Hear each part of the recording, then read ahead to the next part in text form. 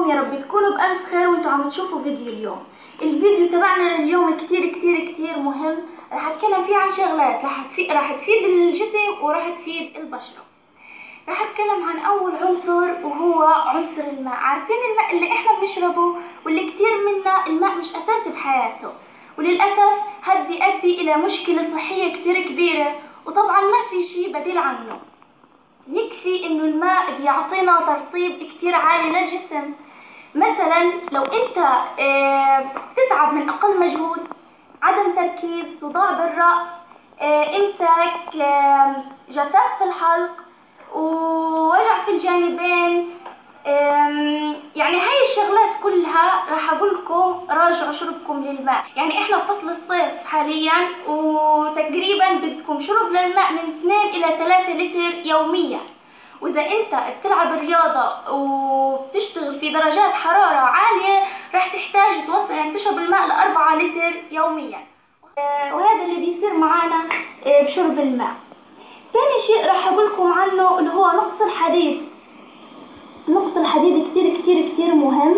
يعني نقص الحديد بيسبب مشاكل برضه، يعني بيعمل كتير شغلات. يعني مثلا هلا نقص الحديد فيه له اسباب معينة. مثلا الهالات السوداء اللي تحت العيون هاي بيكون في لها اسباب معينة. مثلا مش اي شخص عنده هالات سوداء ممكن يقول انا عندي نقص حديد.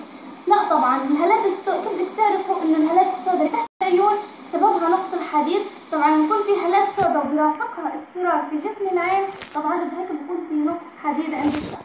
وكمان الأظافر لما ينقلبوا على شكل معلقة هيك بينقلبوا على شكل معلقة، طبعا بيكون هذا بسبب نقص الحديد. إذا إحنا ما عالجنا هذا الإشي ممكن يؤدي إلى أنيميا أو فقر دم.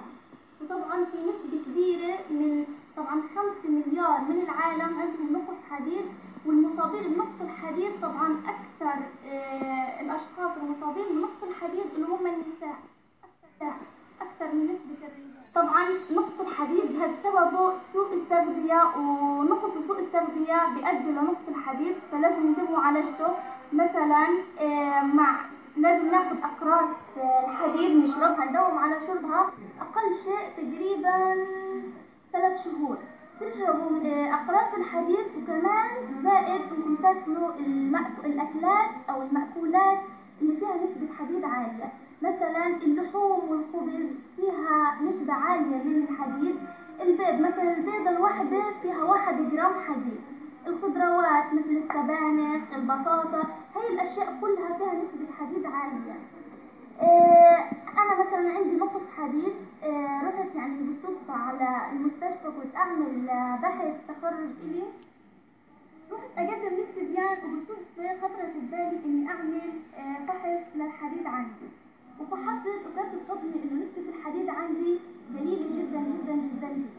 كانت نسبة الحديد عندي 3.89. طبعا كل ده هعالج نسبة الحديد عندي، ورحت على الصيدلية وجبت سوبر اي. طبعا في فيتامينات ثانية غير الحديد، وكتير ممتاز سوبر اي، لانه في نسبة حديد وفي فيتامينات ثانية. لكن انا ما داومتش عليه، ضليتني اخذه لمدة اسبوعين عن طريقة مكثفة، انه صباحا ومساء. فحاليا انا بداوم، بروح على العيادة وبجيب حبوب حديد وبشربها يوميا. بشرب حبة بس يوميا. اما بالنسبة للي كنت اشربه لمدة اسبوعين بشكل مكثف انه مرتين، كان بس لمدة اسبوعين فقط مش اكثر، بعدين كنت اخذ بس حبة. فهذا بالنسبة للحديد. يعني هذا الحديد بأثر على البشرة. لو احنا ما عالجنا النسبة اللي عندنا ممكن يصير ذوب في البشرة، ممكن صداع والاشياء هذه والدوخة. كثير بيعمل شغلات الحديد بيأثر على شكلنا وعلى بشرتنا، وهي الاشياء كثير مهمة لازم نعالجها. ثاني شيء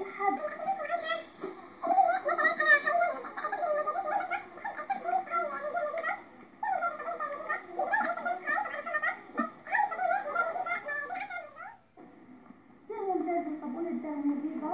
بالبداية أنا استخدمت هاي طبعا مخلطات، بس هاي الصابونة من درموفيفا بالعسل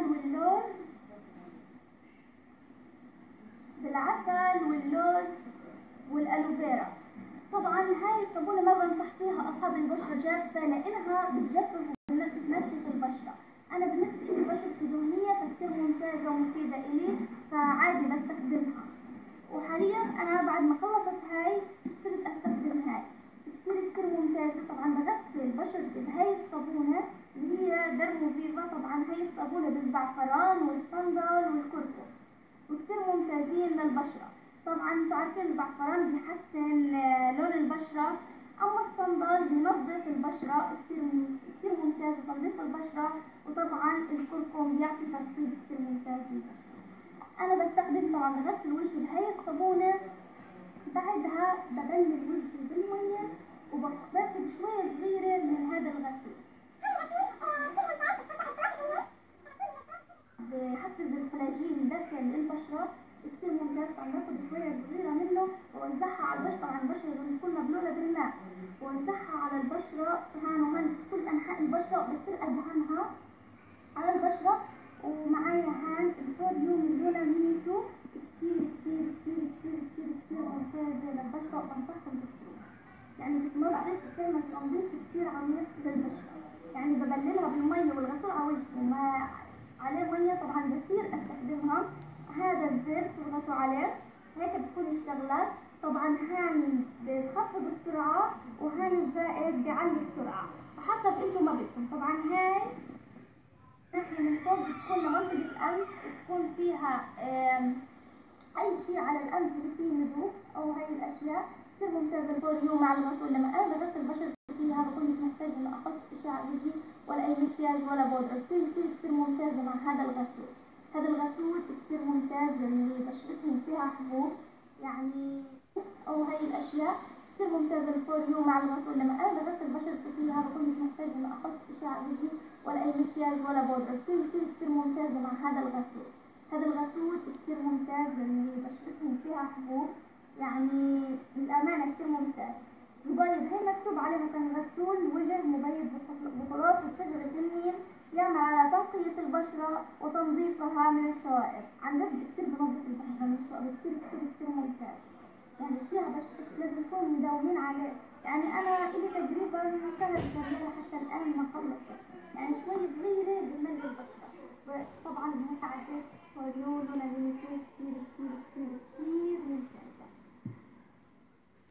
طبعا هذا الغسول بيقلل التواليل اللي عندهم تواليل بجسمهم. طبعا بيزيل التواليل، بيعالج حب الشباب، شفاء من الجروح. طبعا هاي شجرة النيم ابحثوا عنها راح تشوفوا عنها فوائد كتير ممتازة.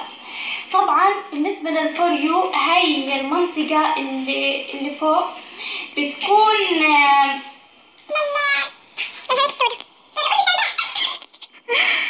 طبعا هاي المنطقة اللي فوق بتكون للرؤوس السوداء اللي بتكون على الأنف كتير ممتازة إلها. طبعا مع الغسول مداومة الغسول والفوريو رح تكون كتير ممتازة.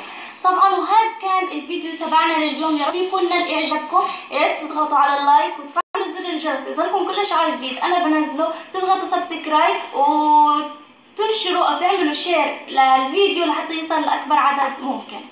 سلام.